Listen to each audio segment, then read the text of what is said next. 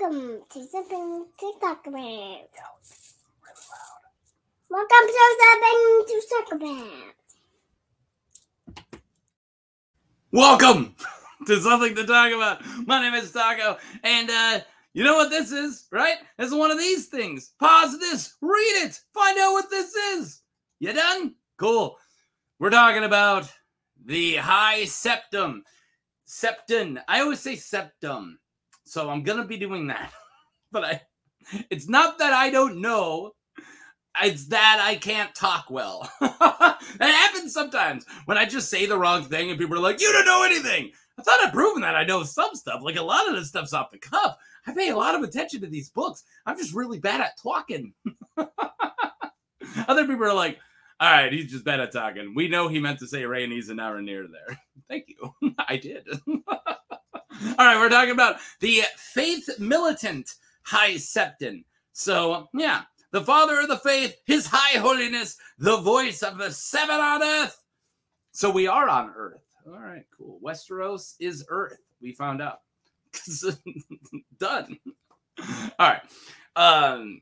Somebody's going to be like, no, I mean, they call it Earth in Avatar, and that's definitely not Earth. Yeah, it is. All right, cool. Let's do this. So this is, Faith Militant High Septon. So not the fat one or the one before the fat one, and definitely not the High Lickspittle, and not the little kid High Septon, and definitely not the stonemason High Septon. This is the Faith Militant one. I did a poll asking, hey, do you guys want me to cover a High Septon, and which one? This one was picked, and this is pretty much just me covering a lot of just the Faith Militant uprising, which ended up being really cool. I tried to leave some of it out, but this is still a pretty decent Faith Militant uprising video. But yeah, that's not the goal. So if you see me moving over some facts, it's because I'm trying just to talk about this dude. But all we really know about him is that he's in charge of the Faith Militant. So we just get to talk about the uprising. All right, the High Septon. The High Septon so this High Septon was the High Septon of the Faith of the Seven during the Faith Militant uprising that occurred during the reigns of Aenys the first Targaryen and Maegor the first. So Maegor the Cruel and Aenys the pretty useless, right? He was in his 50s, or when he was in his 50s, the High Septon was robust, tireless, fearless, and renowned for his strength. So if he was that big of a dude in his 50s, he was probably a big dude a lot, right? Just a big guy. He sometimes preached for day and night without sleep or nourishment. Yeah, this guy's hardcore. That's the only picture we have of him. And I love those. I love those sideburns. You know, he looks like a truck driver. You know what else? Get that? Look at him. Doesn't he look like your friend's dad when we were in junior high who drove truck? I think so. I'm not. I don't even think that's that out there. I think that's pretty accurate. Okay, so we normally talk about houses on the second slide, but this time, no house. Talk about the Faith of the Seven. And I actually just used this one for Asoiaf Lore. So sorry if you guys just saw this. The Faith of the Seven, also referred to as the Holy Faith or simply the Faith, is the dominant religion in most of the Seven Kingdoms. Followers of the Faith are rare in the north and on the Iron Islands. The gods of the faith are sometimes known as the new gods to differentiate them from the old gods of the first men. Members of the faith worship the seven who are one, a single deity with seven aspects or faces. The male and female godsworn of the faith are called septons and septas, respectfully. Septons and septas. Upon taking their vows, they set aside their last names, even if they come from noble families. Yeah, so just like maesters, we don't know, we might be dealing with a fray, oh no, we don't know where these guys come from. But yeah, so his deal is he is the High Septon, so he loses his entire name, not just his last name. So that's why this video is just called High Septon Faith Militant, and that's why people say the fat one or the one before the fat one, because one of the ones in the main books they call the fat one because he was fat, right? And that's it. And then they pretty much get told, like they pretty much get differentiated by nicknames, or just like the one with the mole, you know, or something like that. High Lickspittle is one that comes later on, who is like super like loves Jaehaerys, and everyone thought he was a Lickspittle, so the people who were trying to overthrow him in the faith called him the High Lickspittle, right? And then there's like the kid one, who was a 9-year-old made by that Baelor of the Blessed put up, or a stonemason, another one that Baelor of the Blessed made High Septon. So yeah, so that's why they don't have names. I should have had that on that slide, but I didn't. So that's one really cool thing. So they get elected by all the other Septons and stuff, and then they get named this, and they're essentially, they speak with the voice of God. So the Pope, they're popey. They're a little popish, a little on the popey side. Stepped in some Pope. Was that sacrilegious? Growing tensions. The constant, though largely unintentional, slights suffered by the Faith of the Seven during the reign of King Aenys the First Targaryen led to revolt by the Faith against the Iron Throne. Customs the Targaryens held seemed normal to them, but they were sins in the eyes of the Faith, right? So Targaryens are like, dude, we always bang. Dude, we always bang our sister. Why are you tripping? They're like, well, we don't. We're tripping hard. And they're like, oh, you should probably, all right, you guys just do your own thing, and we're just going to do our own thing. And they're like, we're not doing anything wrong because we've always banged our sisters. And the Faith are like, so tension's kind of growing on one side. The other side just does their own thing, right? They name their dragons after old gods that are essentially like, that's like blasphemy to these, right? So, yeah. So I think it's unintentional is what the point I'm trying to make, is that I don't think the Targaryens were really, until Maegor, really trying to piss off the Faith of the Seven, but they were. Where was I? So, there were sins in the eyes of the Faith. When Aegon took power, the High Septon at the time, so this is a different one, looked the other way from Aegon's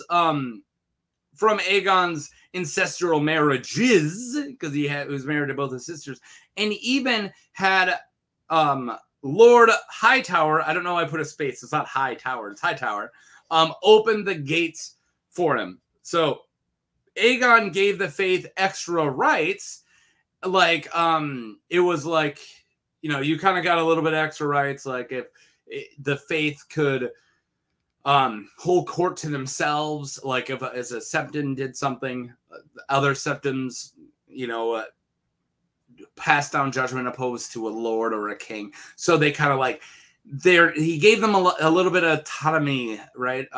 He gave them a little bit extra rights because they were looking the other way with what they would consider our sins that he was constantly doing. Not constantly doing, but doing. And to give you a tad bit more on the backstory of with what I meant by open the gates. So the High Septon at the time of Aegon the Conqueror, when he was conquering Old Town, he prayed on it, and he knew the dragon Balerion the Black Dread was on their way, and then he prayed all night, and he thought about it, and he's like, just open the gate. And then he told Lord Hightower, and Lord Hightower's like, okay. If the friggin' Pope tells me to leave my door unlocked, I'm gonna. So that war doesn't happen. That battle doesn't happen. Old Town doesn't get attacked, doesn't get sacked, and he saved thousands of lives. Which is, you know, that Hightower or that High Septon, good on you. I like that one. All right. So, yeah. So in turn, Aegon gave the Faith a little bit of extra rights to keep the peace. 6 High Septons wore the Crystal Crown throughout his reign. So all the way through the reign of Aegon, there were 6 more High Septons. Though peace was kept, the faith never stopped believing such things were sins. This all changed after Aegon died. The High Septon, now we're talking about this one, spoke out against, as soon as Aegon was dead, he spoke out against the polygamous marriage of Prince Maegor to Alicent Haraway. To appease him, Aenys exiled Maegor and named Septon Myrmidon as Hand of the King. So there was a Septon who was Hand of the King, and it was like, look, I'm giving you guys a little bit more power. I exiled my giant, terrifying brother. Calm down. And then he goes, I should probably marry my son with my daughter. Yeah, that was a good one. So the final straw was in 41 AC when King Aenys had his daughter, Princess Rhaena, Dreamfire Rhaena, one of my favorite characters, marry his son and heir, Prince Aegon. Now, this isn't any of the Aegons you know. This guy never got a number. He's Aegon the Uncrowned. So if you're like, which Aegon? Is it Aegon the 5th? No. Aegon the Never. Aegon the Never! Wait, why'd you give me that nickname? Oh, we've been talking to Maegor and he got plans. Oh, crap. Yeah. Watch out. The High Septon condemned the marriage as a obscenity, warning that the children born of it will be abominations in the sight of gods and men. Yeah, I like that voice. I never plan my my impressions. I just kind of like wait to see what happens, but I like that one. So yeah, he expelled Septon Morrison. Myrmidon, there, he's not the lead singer of the Doors. Myrmidon of performing the wedding ceremony because, so like I said, Aenys is like, all right, I'll name this Myrmidon septum as my hand. And then right away, Myrmidon is part of the marriage between an ancestral marriage between Aenys' son and daughter. So then Myrmidon's immediately, they're like, nope, we don't like him. So yeah, that plan backfired, right? So he expelled Septon Myrmidon from because he performed the wedding. And Aenys responded by sending a letter to the High Septon asking for my good Myrmidon. My good, is this a good Aenys? Aenys the second? No, not really. I'm gonna go with it. Aenys the second. I don't know why I keep making mistakes. Maybe I should be more like Eeyore. My good Myrmidon. Oh no, that's a bad Eeyore. All right, to be reinstated and explaining the history of ancestral marriage among the Valyrians. He's like, can you just like give him his job back? All right, we've been banging our family members for a long time, and I know that's weird for you, but you're just gonna like, can you just do this anyways? Yeah, homie High Septon, don't play that. And yeah, he sent that letter. The High Septon's reply was so venomous that Aenys went pale when he read it. We don't know what the letter was, but it probably had some words we're not supposed to say in 2024. All right, I'm just saying. He called it the Aenys King Abomination. What was the voice I had? Abominations. King Abomination. Dear Abomination, you suck. As a pretender and a tyrant with no right to rule the Seven Kingdoms. Pious lords and even small folk who once loved Aenys turned against him, beginning the Faith Militant uprising. Less than a fortnight later, a group of poor fellows murdered Myrmidon. Oh my God, bro. Man, what did you die from? Alliteration? In an alley. You can't murmur me, I'm Myrmidon. Two poor fellows broke into the king's chambers and almost killed him, if not for the king's guard. Yeah, that was an assassination attempt right there. His aunt Visenya Targaryen urged him to use his dragon. Yeah, Visenya, as in Maegor the Cruel's mommy, is like, you're Targaryen. Burn people. It's what we do. That's my Visenya impression. Visenya Targaryen. We burn people. Aren't I pretty? That's not that bad. All right. Visenya Targaryen. Yeah. Yeah, she's like, go and burn the High Septon. Like, just go there and light up the Starry Sept. Just do it. An envoy from the Iron Bank was set to treat with Lord Hightower. He wrote to the bank that the High Septon was the true king of Westeros in all but name. Now that's some mighty treason. Now that's some mighty fine treason you got there. And yeah, so all this is going on. Remember, there's other rebellions at this time. So right when Aenys takes over, more rebellions happen, right? There's like one of those Vulture Kings, right? There's like a Heron the Red going on. You know, there's all kind of, I'm forgetting one. There's one, the Vale, right? The king who flew twice. I covered him once. So yeah, he's dealing with a lot of junk. King Maegor, the warrior sons, take the gates of King's Landing. So they pretty much take over the city, right? The warrior sons do.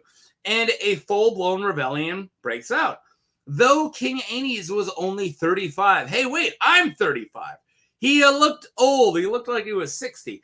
And he was very sickly. He died 3 days after he learned that his kids, Rhaena and Aegon, were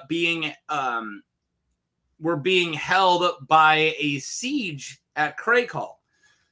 So Rhaena, Dreamfire Rhaena, and Aegon, his heir, are doing like this progression because he's like, the people need to love us again. So go do a royal progression. Really bad timing. Aenys makes a lot of really bad decisions. He just does. I'm sorry. I don't hate Aenys, but he's kind of an idiot. And they're at Craycall, and everyone just starts sieging the place because they're pretty much being held as guests, but they're essentially prisoners. And after Aenys finds that out, he gets even more sick, and then he dies at age 35. Wow. Where was I? So with his brother dead, Maegor swiftly takes the throne, right? The conflict continues during the reign of Maegor. After Maegor wakes up from his wounds after the trial of 7, so he fights in a trial of 7. I'm not really talking about it because, again, even that's very important for the Faith Militant uprising. It's not very important for the High Septon, but yeah, it was hard to decide what to add and what to take out because I want to give extra context, but I don't want to cover the entire Faith Militant uprising, or else I'd be here for 2 hours, right?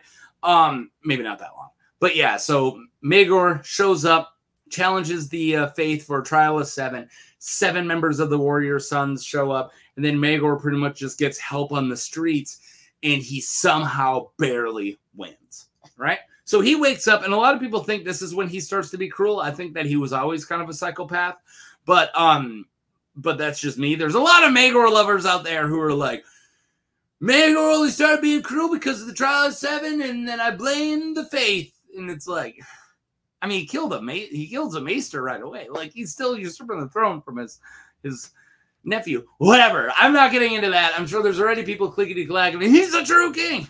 Shut up. You can believe that. I don't.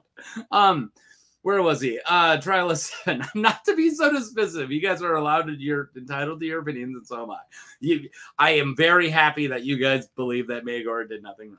The conflict continued. Where was I? After he wakes up from his wounds after the trial of 7 in 42 AC, he burns the Sept of Remembrance. So that is the Sept in King's Landing to the ground, and it killed 700 warrior sons. He does this during their morning prayers. That's brutal. Maegor then commanded the poor fellows to disarm, and when this decree has no effect, he commands his loyal lords to take to the field and disperse them by force. In response, the High Septon calls true and pious children of the gods to take up arms in defense of the faith and to put an end to the reign of the dragon. Sorry, I'm not saying it. True and pious children of the gods, dragon and monsters and abominations. Let's get rid of them. I didn't vote for them. I didn't vote for you. Yeah. So you kind of got like these it's like kind of a war of messages, right? Where Maegor's like, You're not allowed to be poor fellows anymore. Everyone get rid of these Faith Militant folk. And then the guy over here is like, if you're pious and you love the Lord, get rid of the Targaryens. And a lot of battles get fought. Like I said, I don't cover all of them. This continued with many notable battles. Yeah, like Stonebridge becomes Bitterbridge. I'm moving on. There's a lot of battles. It's a war. They do a war. Later in 42 AC, after the wedding of Maegor to his third wife, Taina of the Tower, the High Septon denounced the abomination and his sex workers. And when Princess Rhaena gave birth to her brother Aegon's daughters, I can never say Arya and Riella, they're twins. Arya becomes a really big character later on, maybe. All right, so the High Septon proclaimed that they too were abominations in fruits of lust and incest and a curse to the gods. Yeah, anytime a Targaryen makes out with their sister or brother, he's like, abomination! And he ain't super wrong. All right, I'm kidding. No humans are, come on. I don't know what I was going to say, but no. I think it's cruel to call anybody an abomination just because of how they were born. All right, so good. It's not their fault. Their parents banged. All right, or their parents were siblings. Everyone's parents technically banged. In 43 AC, Maegor outlawed the Faith Militant and condemned the High Septon to deliver himself to the Red Keep to stand trial for high treasons. In response, His High Holiness condemns the king to prevent himself to the Starry Sept in Old Town. He's like, why do you come here for your trial? He's like, why do you come here for your trial? Maegor and his mother, Visenya, atop Balerion the Black Dragon Vhagar, and they're like, fine, we will. And they burned down seats of very pious lords that have been helping in this rebellion, such as House Wayne, House Falwell, Lorch, and Doggett, and many more. I'm not naming them all. They're in the Westerlands and the Reverlands. And then they turned towards Old Town, and the city prepares for dragons. So thousands fleed because the dragons are on their way. Others pray, and others drank and partied to get ready to die. Some people are like, let's leave, and other people are like, God, and everyone else is like, let's get drunk and laid, we're dying tomorrow. Oh man, which one would you do? That's a good one for the comments. Would you have prayed, fled, or partied?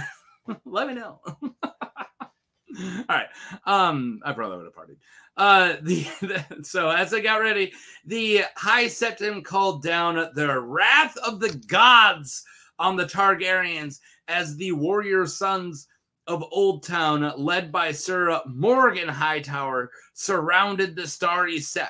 However, the Targaryens and their dragons arrived the next day to discover the High Septon has died. Whoa! The previous night, in the city welcomed them. Yeah, by the time they make it, the guy we're talking about is iced. So let's talk about that. So the death of His High Holiness. The cause of the High Septon's death remains a debate, especially as he had been a healthy man known for his strength, like what I said early on. So that description I gave in like my first slide, right? This is a description of him as he died, like at the age of his death. That he's robust, tireless. So dude wasn't sick. That's all I'm saying, right? Some believe that he took his own life. I don't believe that. Either the act of a craven afraid to face the wrath of Maegor, or a noble sacrifice to spare the people of Old Town from dragon flame.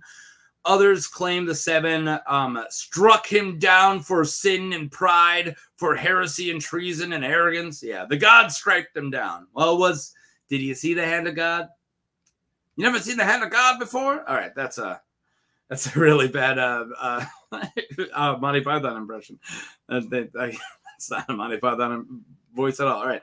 Many more are certain he was murdered, One of his suspects is Sir Morgan Hightower at the command of Lord Martin Hightower, who was seen entering and leaving the Septon's privy chambers at the night of his death.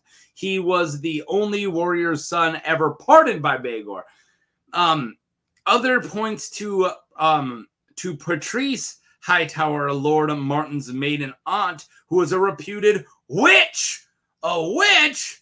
You're a witch and you made it disappear with your evil magic. Yeah, I got a thing for witches. Where you once lived, bring forth the stakes. All right, so yeah, she was a witch, and she made him disappear. Who sought an audience with his High Holiness at dusk, though he was alive when she departed. So probably not her. After other suspects are the archmaesters of the Citadel. They use the dark arts, or an assassin, or a poisoned scroll. A poisoned scroll? Yeah, eating a scroll. As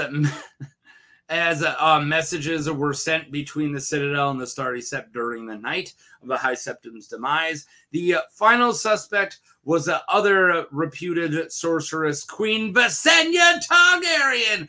Why would she do... She's on her way with Maegor. Even if she was a sorceress, which I don't really believe, but if she was, she's already... She don't need it. Like, hey, are you going to do a curse? We're flying on Maegor right now, son. I don't need a curse. I got all the curse underneath me. Maegor! I'm about to burn it up. Why am I? I'm not going to sit here and do a curse. What are we doing? All right. Nevertheless, the